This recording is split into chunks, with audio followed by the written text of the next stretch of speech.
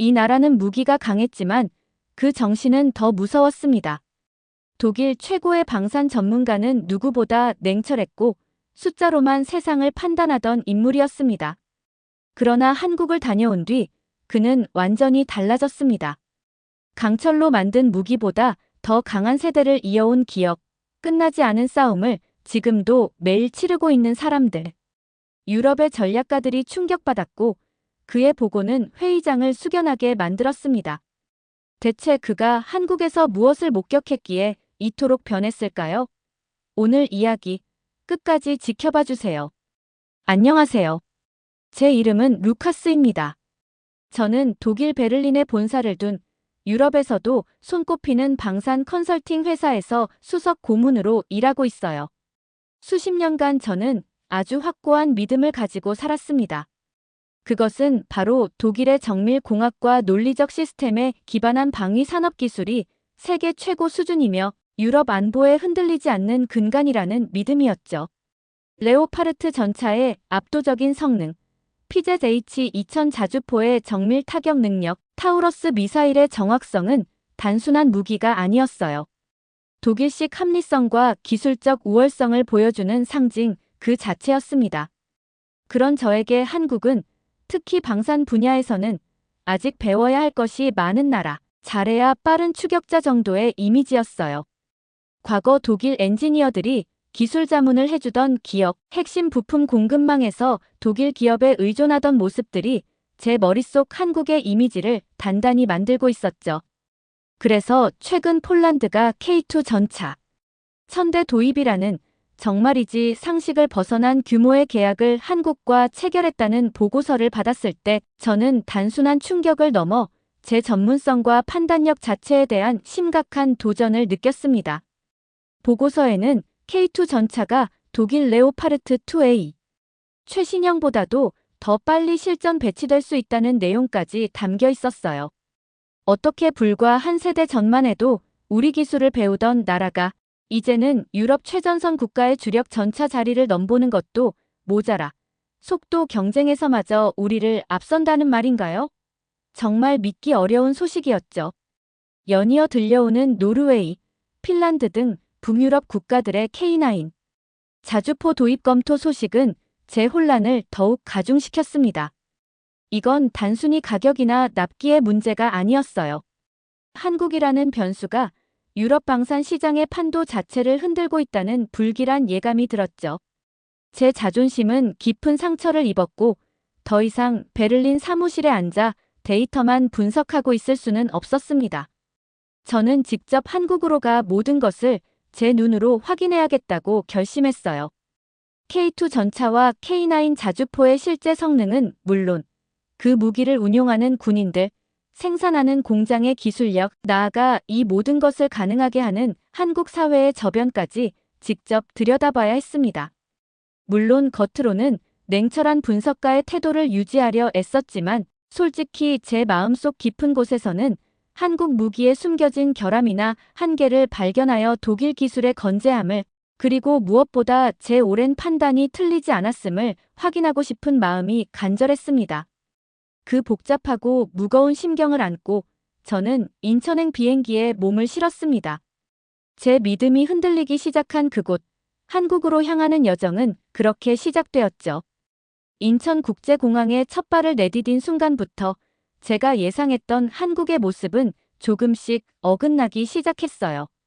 거대하지만 놀랍도록 차분한 공항 분위기, 독일 공항보다 훨씬 효율적이고 신속한 입국 절차와 수화물 처리 시스템은 정말 인상적이었습니다. 공항에서 서울 도심으로 향하는 고속열차 내부는 고요했고 복잡하기로 악명 높다는 서울 지하철 환승역에서조차 시민들은 불필요한 언쟁이나 소란 없이 묵묵히 자신의 동선을 따라 질서정연하게 움직였죠. 첨단 기술과 시민의식이 아주 자연스럽게 조화된 모습이었어요. 도심 곳곳에 즐비한 고층 빌딩과 잘 정비된 도로, 흔하게 보이는 전기차. 충전 인프라는 한국이 이미 여러 면에서 독일을 능가하는 선진국임을 보여주었습니다. 호텔방 창문 너머로 펼쳐진 화려하면서도 정돈된 서울의 야경을 보며 저는 도시 문명의 발전과 군사 기술은 별개의 문제일 수 있다고 애써 스스로를 다독였어요. 저의 편견은 아직 견고했으니까요. 다음 날 아침, 저를 맞이한 한국 국방부 소속의 지훈 소령은 악수를 나누며 예상치 못한 분위기의 이야기를 꺼냈습니다. 전쟁을 성공적으로 마무리 지은 독일과는 달리 한국은 여전히 멈춘 전쟁 속에 살고 있다는 그의 말에는 차분하지만 단호한, 묘한 무게감이 실려 있었어요. 이 한마디가 단순한 수사가 아니라 제가 앞으로 마주하게 될 한국의 모든 것을 이해하는 열쇠가 될 것임을 직감했습니다. 첫 공식 일정은 경기도 외곽에 위치한 기계화 부대의 실사격 훈련 참관이었죠. 거대한 경납고 문이 열리며 위용을 드러낸 K2 흑표 전차. 짙은 위장 도색, 날렵하면서도 강인해 보이는 차체 디자인, 120mm 활강포의 존재감은 외형적으로는 독일의 최신 레오파르트 전차에 전혀 뒤지지 않았습니다. 하지만 저는 속으로 되뇌었어요. 겉모습이 전부는 아니지. 중요한 건 내부 시스템과 실전 운용 능력이야. 이 정도 화력은 독일도 이미 수십 년 전에 달성했어. 그러나 사격 명령을 기다리는 전차 승무원들의 얼굴을 본 순간 저는 이전과는 다른 종류의 긴장감을 느꼈습니다. 수많은 나라의 군인들을 봐왔지만 이 젊은 한국 전차병들의 눈빛에는 단순한 직업, 군인의 그것과는 다른 설명하기 어려운 결연함과 절박함이 서려 있었어요. 마치 지금 이 순간이 훈련이 아닌 실전이며 단 한 번의 실수도 용납되지 않는다는 듯한 비장함마저 느껴졌습니다. 알 수 없는 위압감에 저도 모르게 숨을 죽였죠. 이윽고 K2 전차의 사격이 시작되었습니다. 첫 발은 약 1.5km 떨어진 이동 표적 중앙에 정확히 명중했어요. 곧이어 별도의 조준 시간 없이 1.8km 고정 표적을 관통했고 세 번째 포탄은 차체를 빠르게 회전시키며 기동하는 와중에도 오차없이 목표물을 파괴했습니다. 이 모든 과정이 불과 몇 분 사이에 마치 잘 짜인 교향곡처럼 완벽하게 이루어졌어요. 옆에 있던 지훈 소령은 이것이 단순 표적 사격이 아니라 기동 중 탐지, 조준, 사격, 그리고 차탄 발사까지 이어지는 일련의 전투 상황을 가정한 실전적 훈련이며 정기적으로 반복된다고 설명해 주었습니다. 평시 군비 축소와 훈련 부족, 논란이 끊이지 않는 현대 유럽 군대에서는 상상하기 어려운 수준의 강도와 실전성이었어요. 훈련이 잠시 멈춘 사이 한 전차병, 민준이라는 젊은이와 잠시 마주할 기회가 있었습니다. 제가 훈련에 임하는 태도의 의미를 묻자 그는 잠시 먼 곳을 바라보더니 자신의 할아버지 이야기를 꺼내는 듯한 표정을 지었습니다. 포탄을 쏘는 행위가 단순한 발사가 아니라 할아버지가 겪었던 잊어서는 안 될 기억들과 연결되어 있다는 그의 설명은 기술적 분석을 위해 이곳에 온 저에게 전혀 예상치 못한 깊은 울림을 주었어요.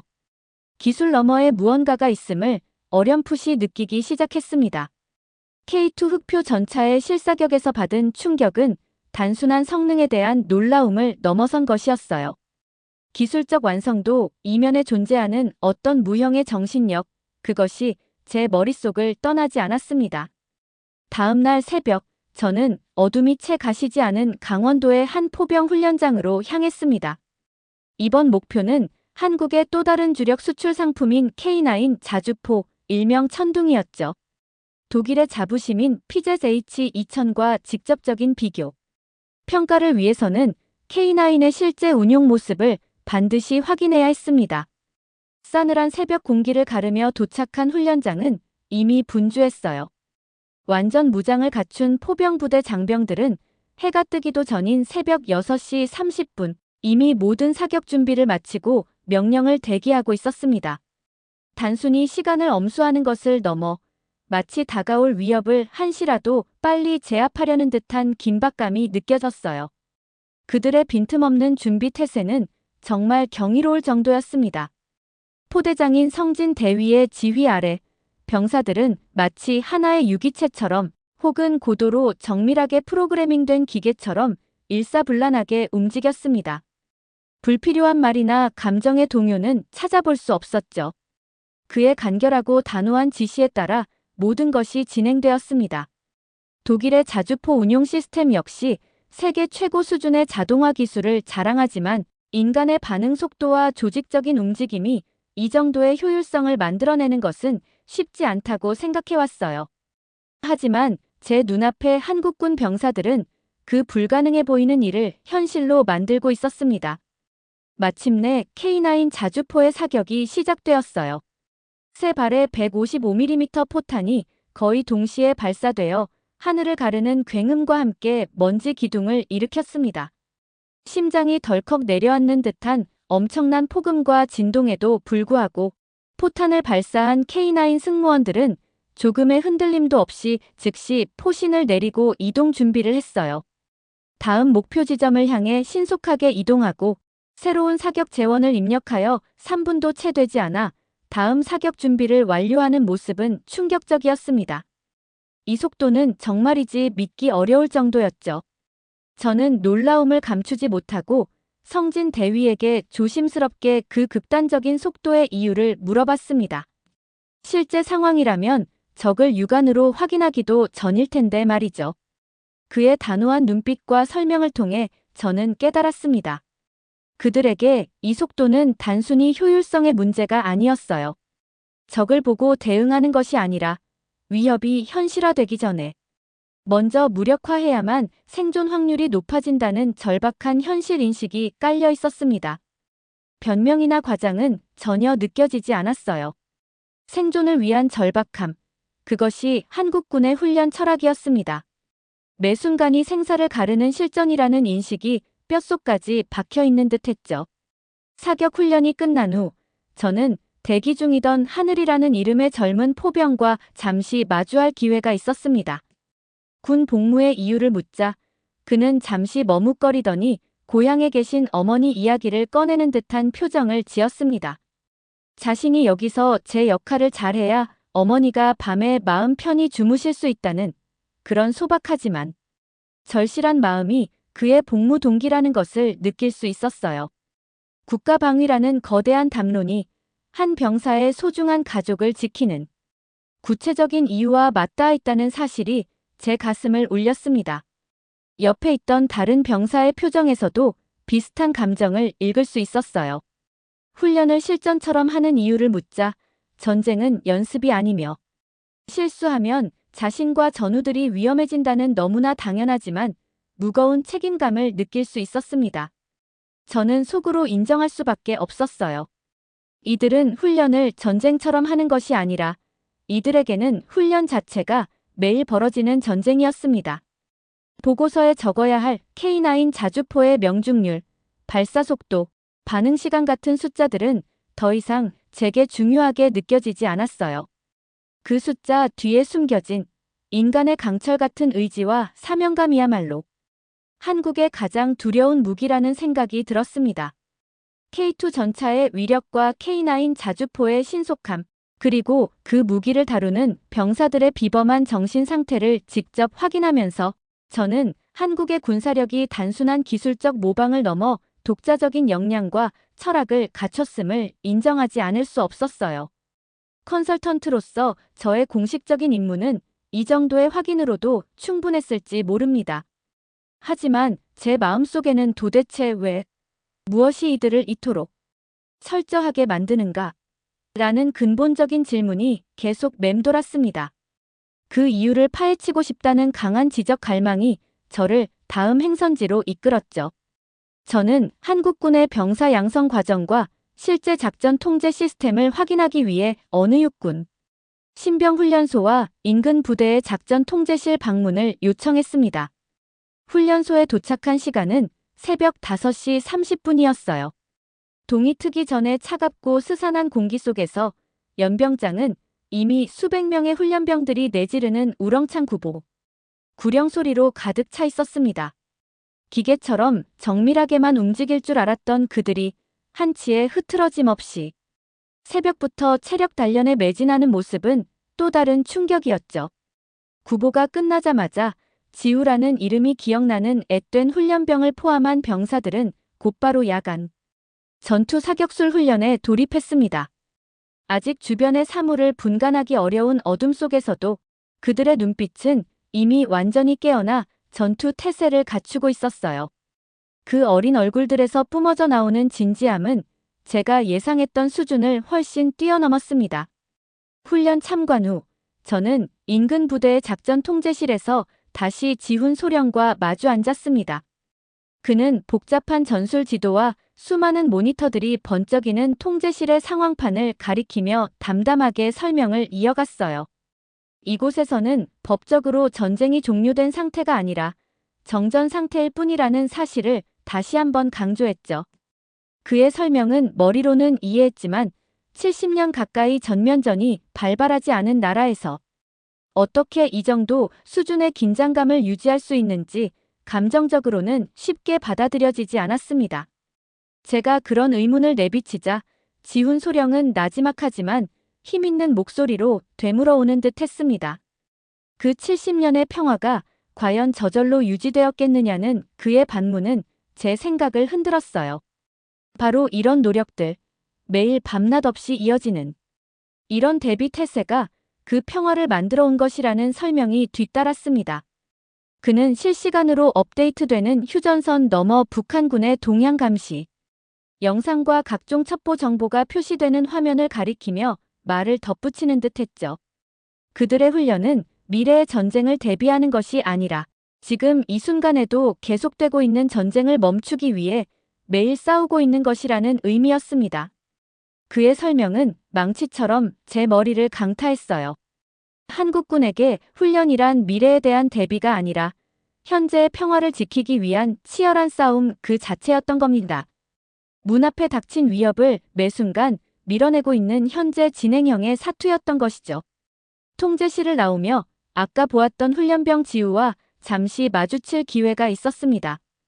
그의 표정과 분위기에서 저는 그의 아버지가 과거 최전방 DMZ 인근 부대에서 복무했으며 할아버지는 6.25 참전 용사라는 배경을 짐작할 수 있었습니다. 그는 마치 할아버지와 아버지 덕분에 자신이 안전하게 지낸다고 생각하며 그래서 자신도 당연히 제 몫을 해야 한다는 책임감을 느끼는 듯 보였어요. 누가 강요하지 않았음에도 그는 자신이 속한 국가의 역사와 현재 처한 상황을 명확히 인지하고 있었고 세대를 이어 내려오는 책임감을 자연스럽게 받아들이고 있는 모습이었습니다.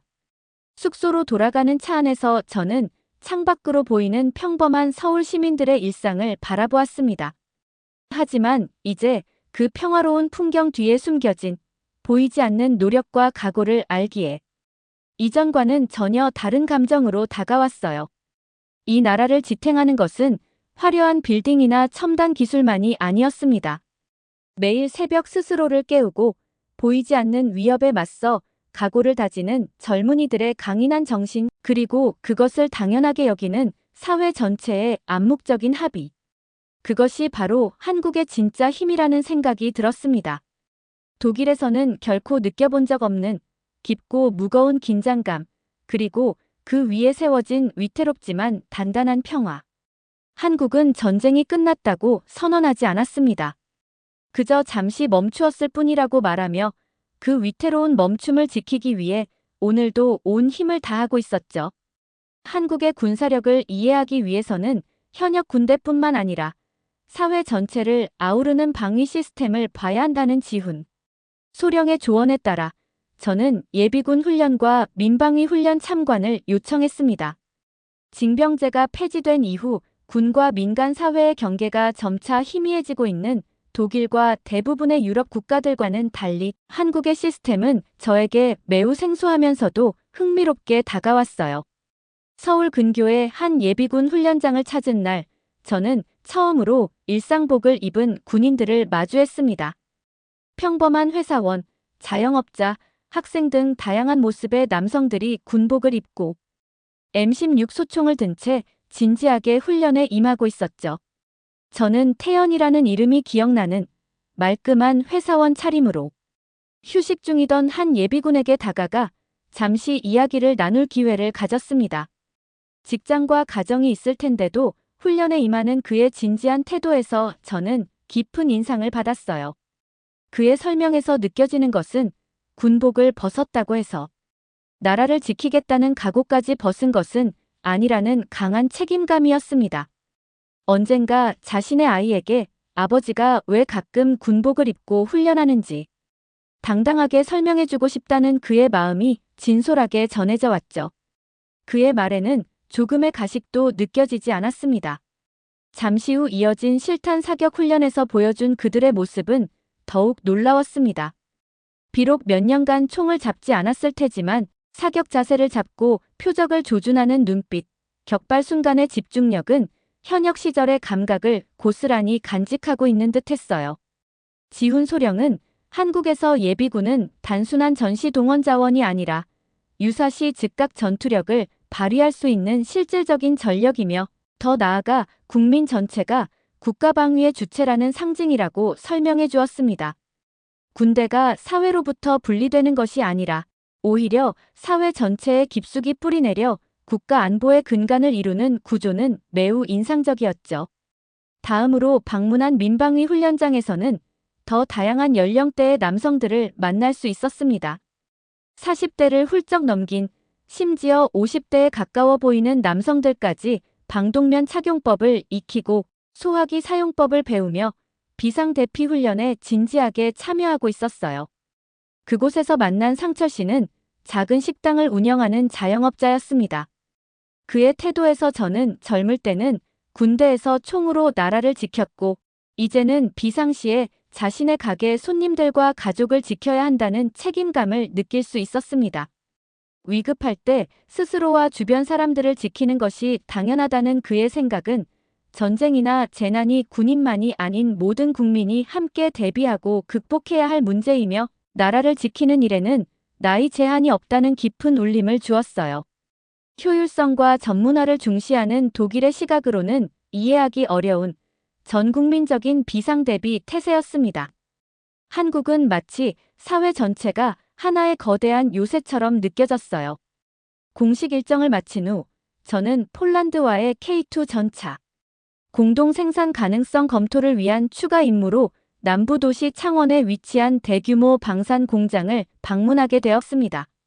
한때 기술을 전수해주던 나라와 이제는 동등한 파트너로서 협력을 논의해야 한다는 사실에 복잡한 감정이 들었지만 저는 KTX 고속열차에 몸을 실었죠. 공장에 들어서자 굉음 속에서도 느껴지는 묘한 정숙함과 쇠를 다루는 장인들의 묵직한 숨결이 저를 압도했습니다. 그곳에서 만난 철수 씨는 60대 초반의 베테랑 기술자였어요. 그는 1980년대 초 허허벌판이었던 이곳에 공장이 처음 들어설 때부터 일해왔다고 했습니다. 그의 아버지 세대가 전쟁으로 폐허가 된 땅에서 묵묵히 농사를 지었다면 자신은 그 땅 위에서 다음 세대가 평화롭게 살아갈 터전을 지킬 무기를 만들고 있다는 자부심이 그의 온몸에서 느껴졌습니다. 그가 제작 중인 포신을 바라보는 눈빛에서 저는 그것이 단순한 쇳덩어리가 아님을 깨달았어요. 다음 세대가 다시는 총을 들지 않기를 바라는 아버지들의 간절한 염원이 담겨 있다는 그의 설명은 제 마음에 깊이 와닿았습니다. 그의 눈빛에서 저는 한국이 강철이 아닌 각오와 사명감으로 무기를 만들고 있음을 깨달았습니다. 공장 한쪽 벽에 걸린 한국 방산 1세대 근속 30주년 기념이라고 적힌 낡은 사진 속 주름진 얼굴로 환하게 웃고 있는 노년의 기술자들. 이 나라 무기의 진정한 힘은 최첨단 설비가 아니라 세대를 이어온 기억과 경험, 그리고 그들의 손끝에서 비롯되고 있었습니다. 한국에서의 모든 군사 관련 일정을 마무리하며 저는 마지막으로 참전 용사와의 만남을 간절히 원했습니다. 최첨단 무기, 강도 높은 훈련, 사회 전체의 방위 태세, 그리고 방위 산업 현장의 사명감까지 확인했지만 이 모든 것의 근원, 즉 한국 전쟁이라는 역사적 경험과 그 기억이 현재에 미치는 영향을 직접 듣지 않고서는 한국을 온전히 이해할 수 없다고 생각했죠. 서울 근교의 한 보훈회관, 세월의 흔적이 느껴지는 건물이었지만 내부는 엄숙하고 정돈된 분위기였습니다. 저는 그곳에서 1930년대 초반에 태어나 6.25 전쟁 당시 가장 치열했던 전투 중 하나에 참전했다는 영호 어르신과 마주 앉았습니다. 떨리는 손으로 내민 빛바랜 흑백 사진 속 젊은 군인의 모습은 지금의 온화한 노신사와는 사뭇 달랐어요.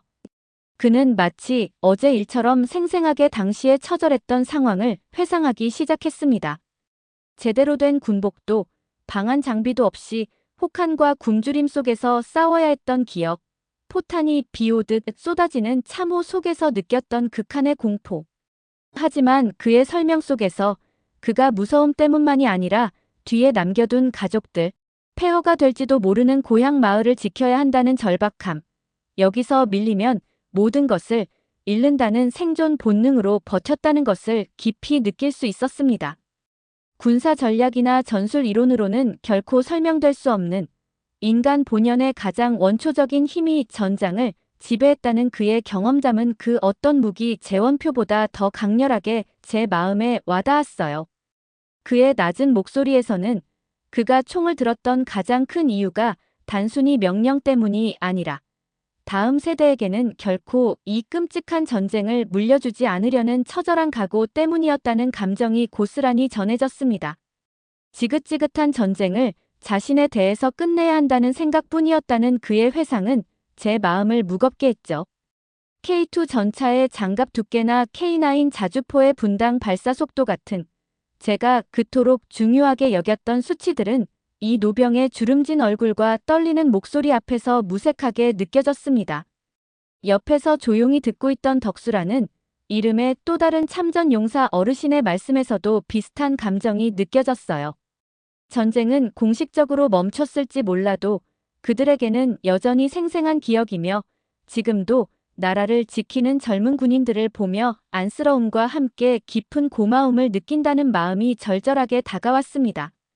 과거의 희생이 현재의 평화를 지탱하고 미래 세대로 이어지고 있음을 그의 표정에서 읽을 수 있었죠. 그제야 저는 비로소 깨달았습니다. 한국의 군인이란 단순히 국가의 명령에 따라 복무하는 존재가 아니라 전쟁의 아픈 기억을 온몸으로 계승하고 그 기억을 동력 삼아 현재의 안보를 책임지며 미래 세대의 평화를 지키려는 거대한 역사의 흐름 속에 있는 존재라는 것을요. 그 기억은 박물관의 유물이 아니라 지금도 K2 전차를 움직이게 하고 K9 자주포를 발사하게 하는 강력한 정신적 에너지였습니다. 보훈회관을 나와 서울역으로 향하는 길 마침 휴가를 마치고 부대로 복귀하는 듯한 젊은 장병들의 씩씩한 발걸음을 보았습니다. 그들의 앳된 얼굴 위로 방금 만났던 노병들의 강인하고 슬픈 눈빛이 겹쳐 보였어요. 세월은 흘렀지만 한국이라는 나라는 기억을 가장 강력한 무기로 삼아 스스로를 지켜내고 있었습니다.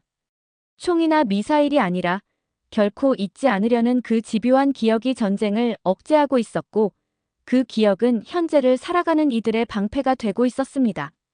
베를린으로 돌아와 마지막 보고서를 작성하며 저는 단순한 무기 성능 비교나 기술 분석을 넘어선 내용을 담아야 함을 절감했습니다. 숫자로 표현할 수 없는 한국의 진정한 힘, 즉 전차병의 결연한 눈빛, 포병의 가족을 향한 마음, 기술자의 땀방울, 노병의 한숨, 그리고 세대를 이어 흐르는 책임감과 각오에 대해 써야 했죠. 나토 전략회의와 독일 국방기술 관계자들 앞에서 가진 브리핑에서 저는 준비된 발표 자료를 잠시 옆으로 밀어두고 제 경험과 깨달음을 중심으로 이야기했습니다. 한국의 무기는 단순히 철과 화약으로 만들어진 것이 아니라 끝나지 않은 전쟁의 기억과 그 기억을 짊어진 국민들의 강철 같은 정신력으로 만들어진 것이라고요. 그 나라에서는 새벽 5시에 군인이 기상하는 것이 아니라 국가 전체가 매일 깨어나 평화를 지키기 위한 보이지 않는 전쟁을 치르고 있다는 인상을 받았다고 설명했습니다. 저의 결론은 명확했어요. 한국은 단순히 군사 강국이 아니라 깨어있는 민족이며 기술이 아닌 정신으로 스스로를 방어하는 특별한 나라라고요. 그리고 그 강력하고도 처절한 정신이야말로 세계가 주목하고 어쩌면 두려워해야 할 한국의 진짜 무기라고 보고했습니다. 제 보고서의 첫 문장은 이렇게 시작되었습니다. 저는 강력한 무기를 찾아 동쪽으로 떠났다가 깨어있는 한 민족을 만났습니다. 그리고 그들의 깊은 정신 앞에서 분석가로서의 오만함을 내려놓고 조용히 고개를 숙였습니다. 여러분, 오늘 우리는 한 독일 전문가가 처음에는 의구심을 품고 한국을 찾았다가 우리 군인들의 강인한 정신력과 끝나지 않은 전쟁의 무게를 직접 마주하며 깊은 감동과 존경심을 느끼게 되는 여정을 함께했어요. 저 역시 영상을 준비하면서 루카스 씨의 시선을 따라가다 보니 단순한 무기 성능을 넘어 그 안에 담긴 우리 장병들과 국민들의 땀과 눈물, 그리고 굳건한 사명감에 가슴 뭉클함을 느꼈어요. 우리가 누리는 평화가 결코 당연한 것이 아니며 보이지 않는 곳에서 수많은 분들의 헌신으로 지켜지고 있다는 사실을 다시 한번 깨닫게 되었어요. 오늘 영상에 함께 공감해 주시고 끝까지 시청해 주신 여러분께 진심으로 감사드려요. 여러분의 따뜻한 응원이 저희 채널에 큰 힘이 됩니다. 다음 이야기에도 많은 기대 부탁드리며 구독과 좋아요, 알림 설정으로 저희와 계속 함께 해주세요. 고맙습니다.